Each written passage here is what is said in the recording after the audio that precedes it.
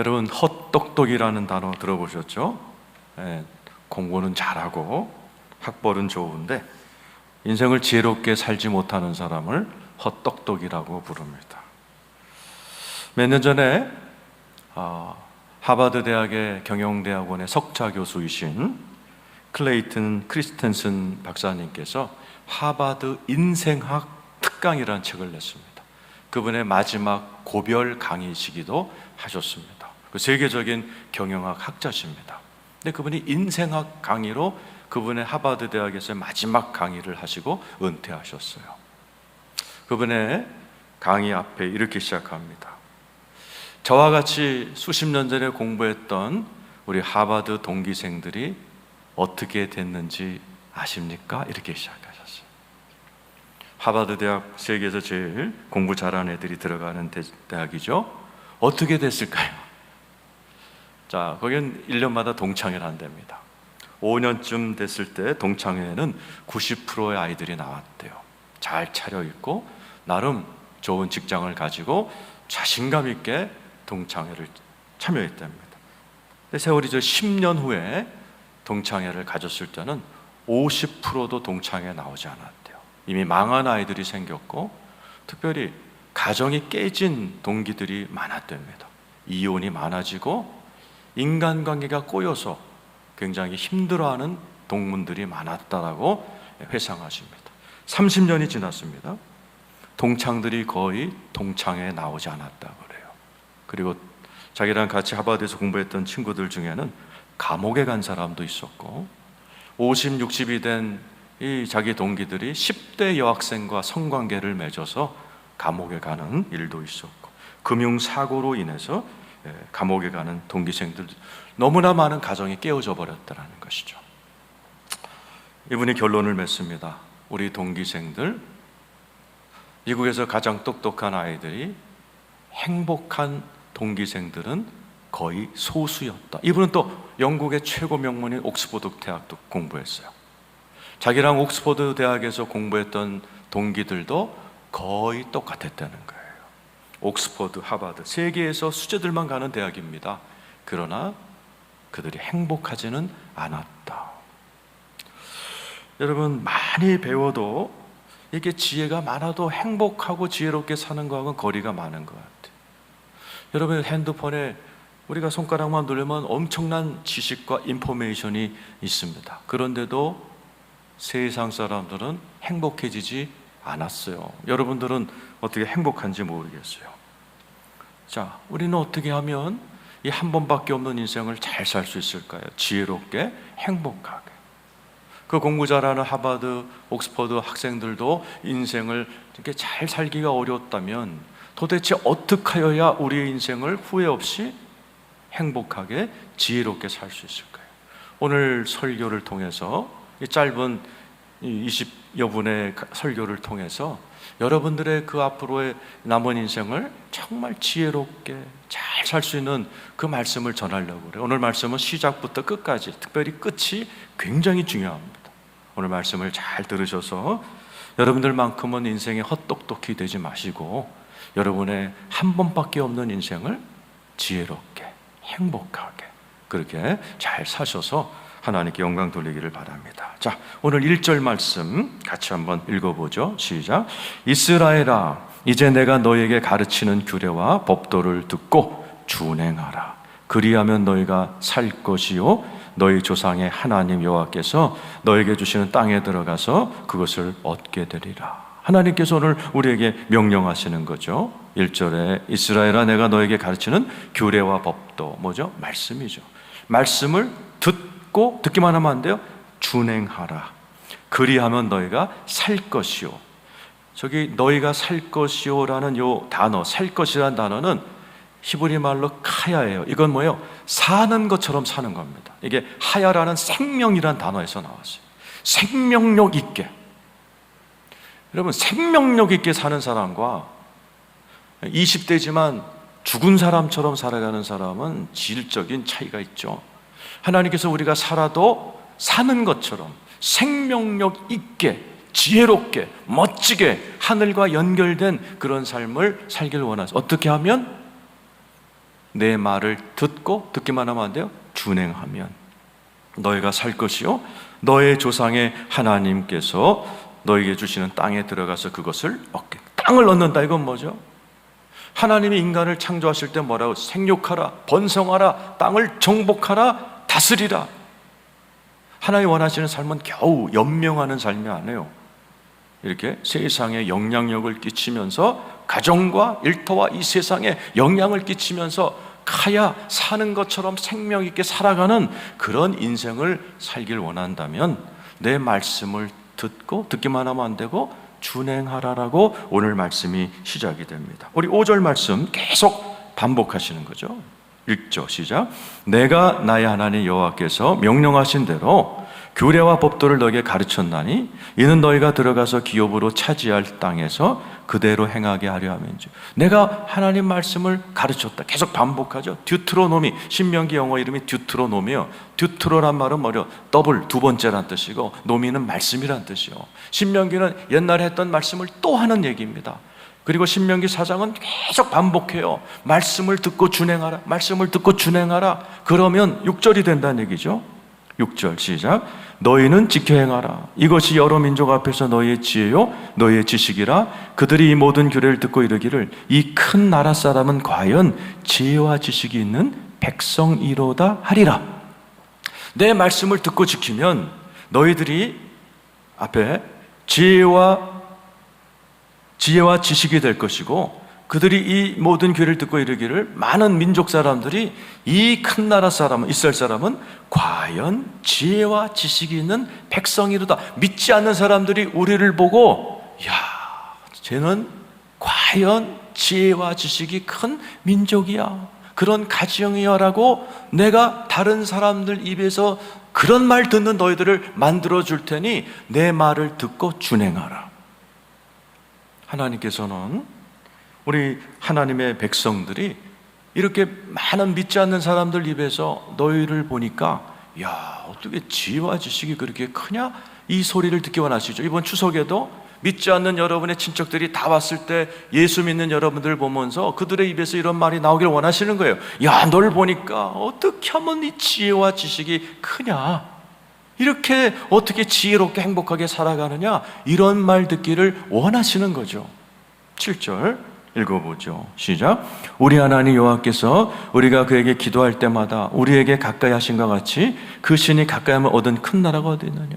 하나님은 우리가 하나님의 말씀을 듣고 지키면서 하나님의 지혜와 지식이 큰 민족이 될 뿐만 아니라 하나님이란 분과 가깝게, 그래서 기도할 때마다 하늘이 응답하는, 모든 종교가 다 기도하죠. 불교도 기도합니다. 응답을 안 해서 그렇지.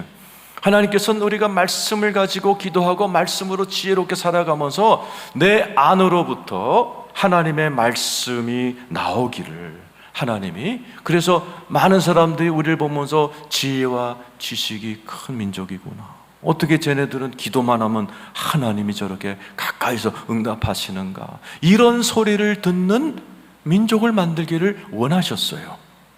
그래서 하나님은 우리들에게 말씀을 듣고, 듣기만 하면 안 되고 준행하라.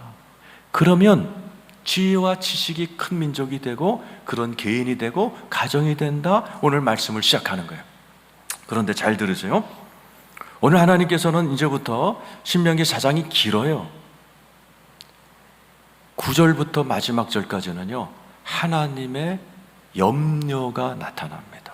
9절 같이 한번 읽어보죠. 시작. 오직 너는 스스로 삼가하며 내 마음을 힘써 지키라. 그리하여 네가 눈으로 본 그 일을 잊어버리지 말라. 네가 생존하는 날 동안에 그 일들이 내 마음에서 떠나지 않도록 조심하라. 너는 그 일들을 내 아들들과 네 손자들에게 알게 하라. 우리 주님이 삼가라, 조심하라. 이 말씀이 개역 개정판인데요, 옛날 성경 개역 한글판에는 하나님이 두렵건대 두 번을 얘기하죠. 하나님이 뭐가 두려우시겠어요? 근데 이 말씀은 뭐냐면 마치 아버지가 사랑하는 아들, 딸들이 얘네들이 내 말을 좀 잘 들었으면 좋은데 안 들을 것 같아. 이게 두려워하는 마음이에요.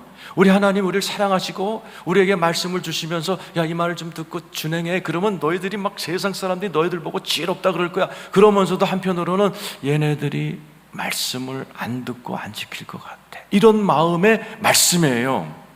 두렵건대가 두 번 나오고 마음이 두 번 나옵니다. 9절에 우리 마음이 하나님의 말씀을 떠날 것 같고 우리 마음으로는 하나님의 말씀을 지키지 않을 것 같다라는 하나님의 염려의 말씀이 9절에 묻어 있고, 하나님께서 그것 때문에 자녀들에게 가르치라 10절이죠.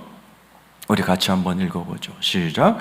네가 호렙산에서 네 하나님 여호와 앞에 섰던 날에 여호와께서 내게 이르시기를 나에게 백성을 모으라. 내가 그들에게 내 말을 들려주어 그들이 세상에 사는 날 동안 나를 경외함을 배우게 하며 자녀에게 가르치게 하라. 9절에도 가르쳐라 자녀에게, 10절에도 자녀에게 가르쳐라. 이게 뭐요? 단단하게 제발 네 마음을 지금 가슴에 새겨라. 네 마음에 좀 새겨라. 내가 두렵다. 니네들이 잘못될까 봐. 이것도 마음에 안 찼으니까요, 돌판에다 새겨버리신 거예요. 13절이죠. 읽어보죠. 시작. 여호와께서 그의 언약을 너희에게 반포하시고 너희에게 지키라 명령하셨으니 곧 십계명이며 두 돌판에 친히 쓰신 거죠. 주님이 너무 염려되시니까 야, 너네들뿐만 아니라 자녀들한테 가르쳐. 계속 말씀을 듣고 준행하라고 가르쳐. 그래도 염려되시니까 친히 손가락으로 돌판에 쓰셔갖고 줘버리신 거예요. 염려가 되니까, 말씀을 듣고 지키지 않을 것 같으니까 하나님께서 이렇게 말씀을 돌판에 새겨버리신 거예요. 그리고 너네들 행여나 말씀을 듣지 않고 지키지 않으면 이렇게 된다. 27절에 아주 강한 말씀도 하셨어요. 읽어보죠. 시작. 여호와께서 너희를 여러 민족 중에 흩으실 것이요 여호와께서 너희를 쫓아보내실 그 여러 민족 중에 너희의 남은 수가 맞지 못할 것. 너네들이 내 말씀을 마음에 두지 않고 말씀대로 살지 않으면 사람들한테 야, 지혜와 지식이 큰 민족이다 이렇게 부러움을 받기는커녕 흩어질 거야. 아주 너네들 이게 막 번성하기는커녕 쪼그라들 거야. 이 주님이 우리에게 말씀을 주시면서 한 말씀이에요. 자, 이건 몇천 년 전의 얘기죠. 역사니까 어떻게 됐어요? 하나님이 염려하신 대로 돼버렸어요. 이스라엘 백성들은 이 들판을 언약궤에다 들고 다녔어요. 그리고 열심히 말씀을 공부했어요. 그런데 지키지는 않았어요.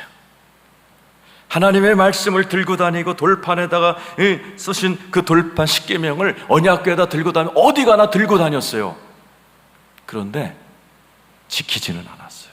말씀대로 안 살았어요. 그랬더니 어떻게 돼요? 다른 민족에서 와, 당신 보니 지혜롭다, 위대한 민족이다라는 소리는 듣는커녕 포로로 잡혀갔어요. 바벨론에.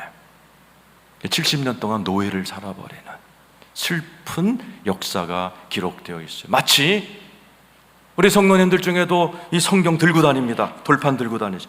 매일 성경 들고 다닙니다. 핸드폰에 넣고 다니고 들고 다니고 이거 들고 다니고 이스라엘 사람처럼 열심히 외웁니다.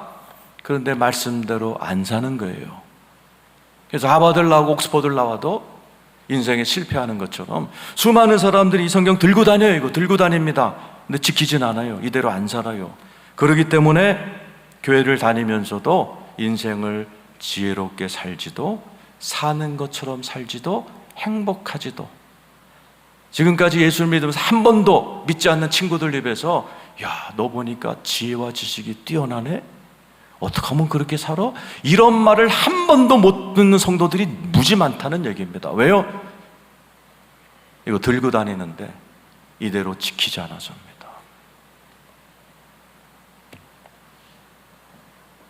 잘 들으세요. 신명기를 제가 이어서 하는 이유가 그거예요. 지난주 설교와 이어서 이해해야 돼요.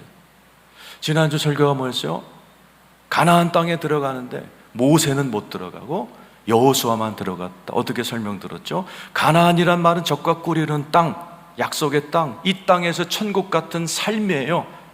행복한 삶, 이게 천국이구나. 아침에 그렇게 눈 뜨고 그렇게 잠을 드는 그러한 천국의 삶을 우리에게 주기를 원하시는데 모세를 따라가면 못 들어가요. 모세가 뭐였죠? 율법.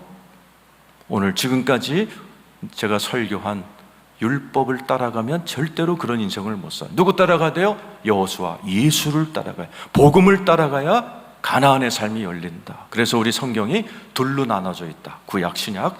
제가 이것을 계속 설명해 드리는 이유예요. 그래서 이스라엘 백성은 성경을 들고 다녔어요. 돌판을 언약궤에 쓸고 다녔어요.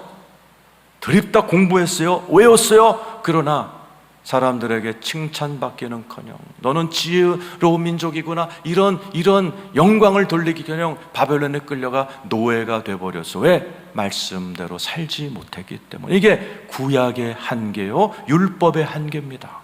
그래서 오신 분이 누구예요? 예수 그리스도예요.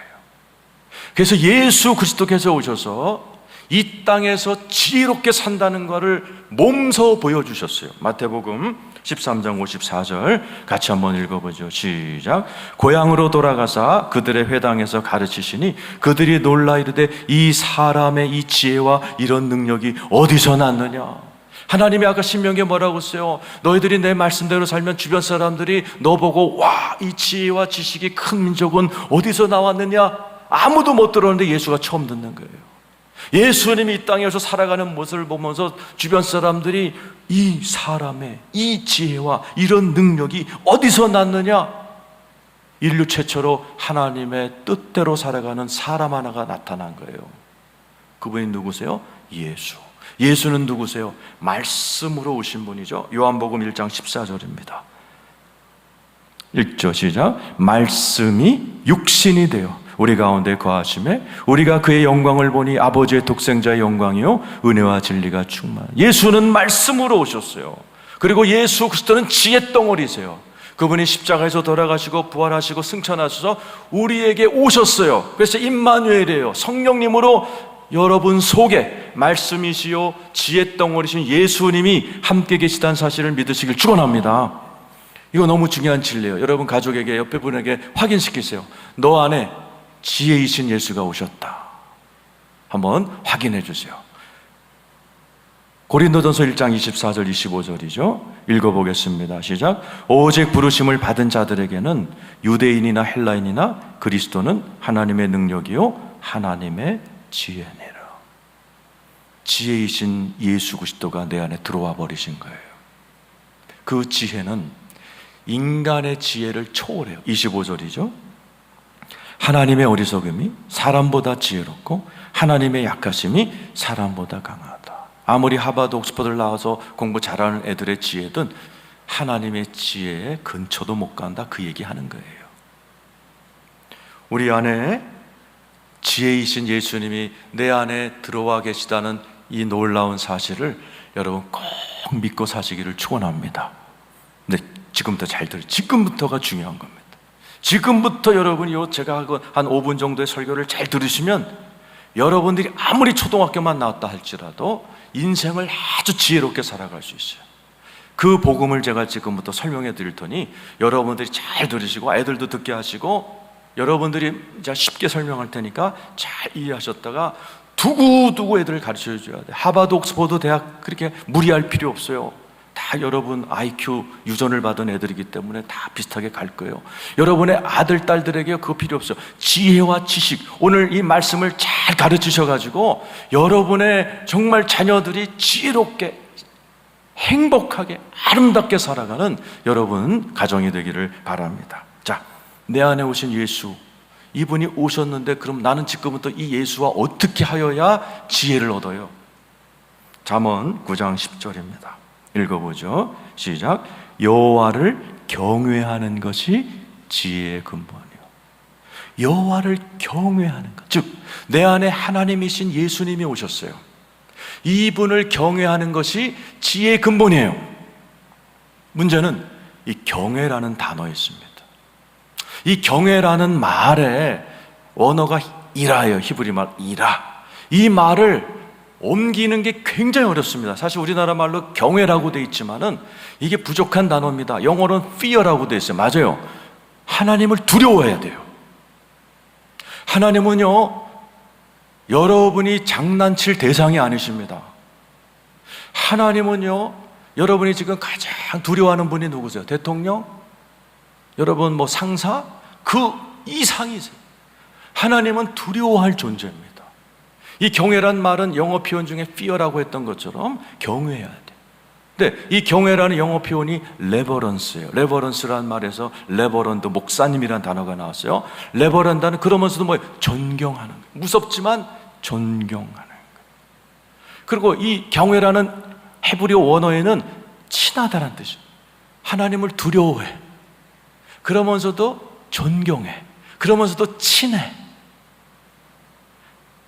그래서 이분이 얘기하시는 것을 순종해. 요 네 가지 요소. 두려워하고, 존경하고, 친하고, 그러면서도 순종하는 자세를 경외라고 그러는 거예요. 하나님, 내 안에 오 계신 예수님을요, 내가 두려워해야 돼요. 존경해야 돼요. 그러면서도 친해야 돼. 내 남편이니까. 지난주 설교 하나님께서 두 남편 중에 첫 남편 율법은 죽었고 새 남편 예수가 오셨으니 그 예수께로 가서 열매를 맺으라. 지난주 설교죠. 그 예수님이 남편으로 오셨기 때문에 아내와 남편이 친하게 지내야 남편에게 있는 모든 것이 나에게 오는 것처럼 남편 예수와 친해야 돼요. 그러면서도 그분에게 순종해야 돼요. 이런 자세를 가지면 어떻게 된다고요? 지혜가 내게 된다는 거죠. 11절 읽어보죠. 시작. 지혜로 말미암아 네 날이 많아질 것이요 네 생명의 해가 더하리라라는 거예요. 보세요. 11절에 보니까 나 지혜로 말미암아 네 말이 많아질 것이다. 오래 산다는 얘기죠. 지혜가 오면 생명이 주어진다는 거죠. 12절은 반대 얘기죠. 12절 1절 시작. 네가 만일 지혜로우면 지혜가 너에게 유익할 것이나 네가 만일 거만하면 너 홀로 해를 당한다. 내 안에 계신 예수님을 경외하면요 너에게 굉장히 유익할 거야. 그런데 그 예수님을 거만하게 대하면, 이게 거만이라는 단어도 이게 어려운 히브리 말에 이게 영어 성경이 잘 번역해서 모킹이에요. 모킹이 뭐예요? 조롱하는 거예요. 경시하는 거예요. 내 안에 예수님이 와 계신데 경시하는 거야. 신경도 안 써. 예수님 뭐 쳐다도 안 봐. 내 안에 계신 예수님 찬양도 안 해.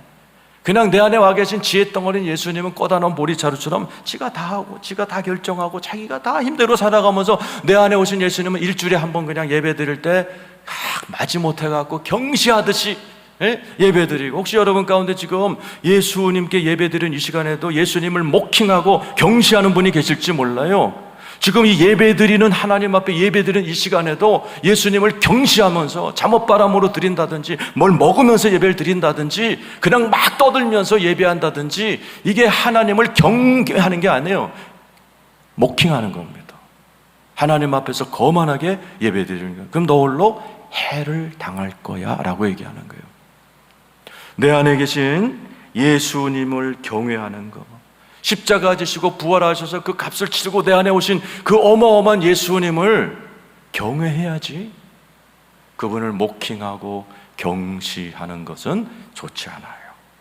오늘 성경은 우리가 하나님을 경외하면 지혜가 오고 온갖 축복이 나옵니다. 잠언 22장 4절입니다.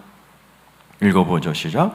겸손과 여호와를 경외함의 보상은 재물과 영광과 여러분이 갖고 싶은 거 다 들어가 있네요. 재물, 돈이죠. 영광, 생명, 오래 사는 거. 뭐가? 겸손과 여호와를 경외하는 거. 내 안에 계신 예수님을 경외하고 두려워하고 존경하고 그분과 친하고 그분께 순종하는 자세를 가지면 재물도 온다, 영광도 온다, 생명도 온다라는 거죠. 오늘 여러분에게 말씀드리고 싶은 것은, 이미 예수님은 자기가 할 일을 다 하셨어요. 십자가 지시고 부활하셨고 우리 안에 성령으로 와 계세요. 우리가 할 일은 뭐예요? 경외하는 겁니다. 지금 여러분 하나님을 경외하고 계신지요? 지금 여러분의 자녀들은 지금 예배 드리면서 경외하는 자세로 지금 예배를 드리는 중이신지요?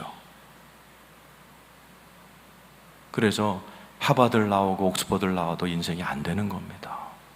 하나님을 경외하지 않기 때문에. 만복의 근원은 하버드가 아니고 옥스퍼드가 아니에요. 하나님이세요. 그 하나님이 내 안에 찾아오셨는데 그분을 경외하지 않고 경시하기 때문에, 쳐다도 보지 않기 때문에, 이분한테 물어도 본 적이 없기 때문에, 그저 내 지혜로 살아가기 때문에 어마어마한 지혜 덩어리신 예수님은 꽂아놓은 보리처럼 가만히 계신 거예요. 여러분의 일생에 아무런 역사를 하지 못하고. 그래서 이 경외하는 태도를 배워야 돼요. 이것은 가정과 교회에서 훈련돼야 됩니다. 눈에 보이는 가족에서 경외를 배우지 못하면 눈에 보이지 않는 하나님을 아무도 경외를 못합니다. 에베소서 5장 33절 읽어보죠. 시작. 그러나 너희도 각각 자기의 아내 사랑하기를 자신같이 하고 아내도 자기 남편을 존경하라. 남편도 아내 사랑해야 되죠. 아내도 자기 남편을 존경하라. 저게 경외예요. 헬라 원문은 포비아. 포비아가 뭐예요? 공포증이란 뜻이죠. 공포, 포비아. 남편을 공포심 같은 존경과 경외를 가지고 대하라는 거예요. 남편, 지난주 설교가 뭐였어요? 예수가 남편이라고 그랬잖아요. 보이지 않는 예수 남편을 경외하려면 보이는 남편을 경외하는 자세로 살아보라는 거예요. 훈련해보라는 거예요. 그런데 이 세상은 거꾸로 갑니다. 아내가 남편을 경외하는 것보다 남편이 아내를 두려워하는 문화가 돼버렸어요. 공처가 시리즈 알죠? 이제는 경처가 아내를 보면 경기 일으키는 남자, 요즘 벽처가가 나왔어요. 아내가 나타나면 남편이 벽에 찰싹 달라붙는 거예요. 무서워가지고. 거기다 여러분 아는 간 큰 남자 시리즈, 그죠? 아내한테 할 말 다 하는 남자는 간 큰 남자다. 또 뭐가 나왔어요? 곰탕 시리즈 나왔죠? 남편이 아내한테 어디가 자꾸 물어보면 아내가 그냥 곰국 끓여놓고 사라져버린다는 거죠. 요즘은 또 코로나 때문에 재택근무만 하니까 삼식이 시리즈가 나왔죠. 하루 밥 세끼 남편 밥 달라고 그러면 삼식이 소리 듣는. 그러니까 세상은요, 남편을 깎아내리고 경시하는 문화가 돼버렸어요. 텔레비를 봐도, 드라마를 봐도, 영화를 봐도요, 남편이 막 이렇게 남편이 존경받는 가정보다 남편이 바보짓하고 남편이 그냥 이렇게 우스꽝스럽게 나타나는 문화권에 살아요. 그래서 하나님의 축복을 못 받는 거예요. 가정 안에서 남편을 경외해야 돼요. 오늘 이 말씀을 들으신 여러분, 설령 여러분의 남편이 여러분 눈에 안 찬다 할지라도 훈련이에요, 훈련. 이 자리에 계신 이 방송으로 들으신 여러분의 아내들은 여러분 남편이 가장이에요. 그 남편을 경외하고 잘 존경하면서 그 모습을 자녀들이 보게끔 해주셔야, 그래야 여러분의 자녀들도 하나님을 경외하는 게 뭔지를, 아, 저런 거구나. 우리 엄마가 아빠에게 대하는 태도가 저렇게 굉장히 가장을 존중하면서, 그러면서도 엄마랑 아빠랑 되게 친하고, 그러면서 아빠가 무슨 말을 엄마가 순종하는 모습이 경외로구나. 아, 우리의 남편이지 예수님한테 저렇게 하는 게 경외로구나. 그러니까 복 받는구나. 이런 가정교육을 해야 돼요. 하버드 보내고 옥스퍼드 보내려고 그러지 말고. 두 번째, 에베소서 6장 2절 3절입니다. 시작. 네 아버지와 어머니를 공경하라. 이것도 경외예요. 공경. 이것은 약속이 있는 첫 계명이니 3절. 네가 잘되고 땅에서 장수하리라. 여러분, 성경에서는 자녀들이 부모를 공경하라, 경외하라, 그러면 땅에서 잘되고 오래 산다라고 가르치는데, 지금 세상은 거꾸로예요. 자녀들이, 특별히 젊은 부모님들이 자녀들한테 벌벌 떱니다. 얼마나 많이 그런 가정을 많이 보는지 몰라요. 그냥 자식 새끼들이 우상이야. 그래갖고 벌벌 떨어. 그러니까 옥스퍼드 가고 하버드 가도 불행해지는 거예요. 성경하고 거꾸로 가니까 부모를 공경하도록 가르쳐야 되는 거예요. 부모를 두려워하고 그러면서도 친해야 되죠. 그래서 부친, 모친, 친할 친자를 치는 거예요. 친해야 돼. 그러나 부모님을 공경하고 존경하고 순종하는 모습을 가정에서 가르쳐줘야 됩니다. 교회에서도 가르쳐줘야 되죠. 아까 얘기했죠. 경외라는 단어가 영어로 레버런스, 여기서 나온 게 레버런드, 목사란 뜻입니다. 히브리서 13장 17절입니다. 읽어보죠. 시작. 너희를 인도하는 자들에게 순종하고 복종하라. 그들은 너희 영혼을 위하여 경성하기를 자신들이 청산할 자인 것 같이 하느니라. 그들로 하여금 즐거움으로 이것을 하게 하고 근심으로 하게 하지 말라. 그렇지 않으면 너희에게 유익이 없으리라. 목회자들을 경외하라는 겁니다. 이것도 요즘 세상은 거꾸로 가죠. 목사를 경시하고 우습게 여기고 자녀들 앞에서 묵사발 만드는 가정이 얼마나 많아요. 그래서 하버드 가고 옥스퍼드 가도 인생이 꼬이는 겁니다. 여러분, 제가 미국 가서 제일 많이 들었던 얘기가, 옛날에는 목사님들이 운전하다가 이게 위반을 해서 이렇게 경찰에게 잡혀도 경찰들이 절대 딱지를 안 끊었대요. 왜? 목회자니까. 레버런드, 존경하시는 분, 이렇게 표현하면서 절대로 딱지를 끊지 않았는데 요즘 하도 목사 같지 않은 목사가 나오니까 딱지를 끊습니다. 굉장히 제가 많이 들어서 10년을 살면서 목사님들의 책임도 크죠. 그러나 요즘 세태가 남편을 경시하듯이, 부모님을 경시하듯이 교회 안에서 목회자를 우습게 여기고 자녀들 앞에서 목회자들에게 부정적인 얘기를 하는 어리석은 부모님들이 많아요. 그 자식 잘 되는 거 다 망치는 겁니다. 가정에서, 교회에서 경외를 못 배운 사람들은 절대로 눈에 보이는 하나님을 경외할 줄 모릅니다. 그래서 그 좋은 대학을 나오고도 인생이 힘든 이유가 복의 근원이신 하나님을 경외하는 그 자세를 가정에서도 교회에서도 한 번도 본 적이 없는 거예요. 늘 서로 무시하고, 가정에서도 무시하고, 교회에서도 그냥 목회자 알기를 껌딱지처럼 알고 씹어대고, 이런 문화가 한국 교회, 아니 전 세계에 쫙 퍼져 있어요. 그렇기 때문에 하나님을 경외하는 모습도 사라져서 지금 여러분 영상으로 예배드리지만 걱정되는 거죠. 하나님을 경외하는 모습으로 옷매무새를 잘, 여러분 가정에 높으신 양반 가보셨어요? 시장이나 시장도 필요 없어요. 구청장 같은 사람만 가도 여러분 아마 다 옷 갈아입고 반듯하게 이렇게 경외함으로 예배드릴 터인데, 지금 혹시 하나님 앞에 예배드리면서 경외심 없이 그냥 거만한 자세로 하나님을 모킹하면서 경시하면서 예배를 드리는 분이 혹시나 있을까봐 제가 염려가 돼요.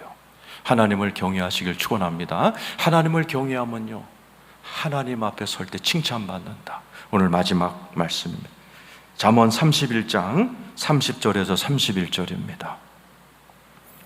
자, 우리 잠언 말씀 31장 제가 같이 한번 읽죠. 고운 것도 거짓되고 아름다운 것도 헛되나 오직 여호와를 경외하는 여자는 칭찬을 받을 것이라.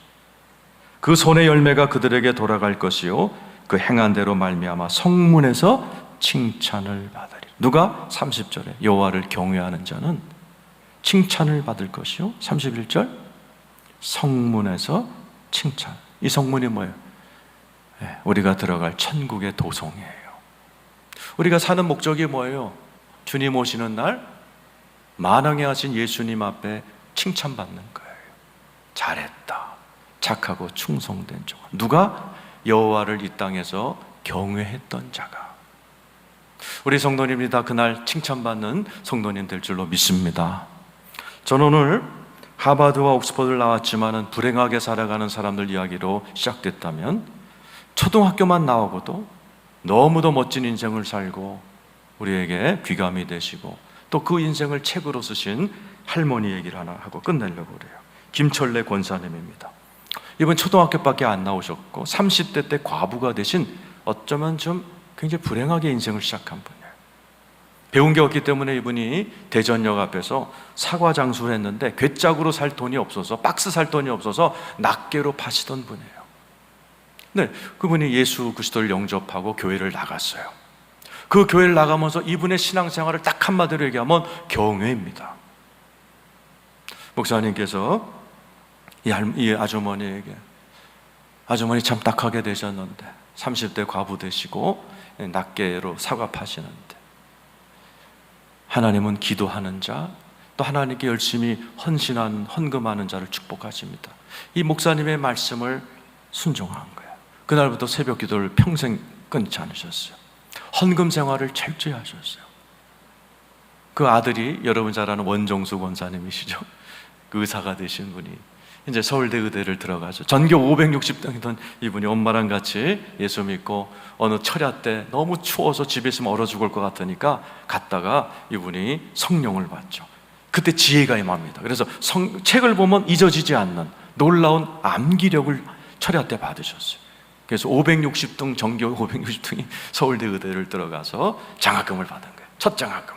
엄마한테 딱 드렸대요. 엄마 장학금이야. 딱 엄마가 딱 봤더니 엄마가 물어보더래요. 너 장학금 이번에 처음 받는 거지? 네. 첫 열매다. 딱 바닥에 떨어뜨리신 봉투를. 이건 내 돈이 아니야. 하나님 거야. 그 다음 날로 하나님께 헌금하드리는 거죠. 말씀대로 최선을 다해 살려고 하셨고, 그 하나님을 경외하는 어머니의 모습을 보면서 이 서울대 의대를 쏙 졸업하고 국가고시 수석으로 졸업하신 이 의사이신 원정순 권사님 간증에 뭐라고 그래요? 나는 서울대 의대를 나왔지만 초등학교 나오신 우리 어머니가 하는 얘기는 하나님의 음성으로 평생 들려서 한 번도 불순종한 적이 없다는 거죠. 비록 초등학교 나온 어머니지만 어머니를 경외하면서 살아간 이 가정에 하나님의 지혜와 지식이 임한 거죠. 그래서 여러분, 그 권사님도 지금 전국을 다니면서 복음 전하고 계시고 책을 쓰셨고, 그 아들, 딸들이 전부 다 선교사로 의사로 하나님께 영광을 돌리면서 전부 다 그 가문을 칭찬하는 거예요. 오늘 본문에 나온 것처럼 와, 지혜와 지식이 큰 가정이로다. 왜요? 하나님을 경외했기 때문에.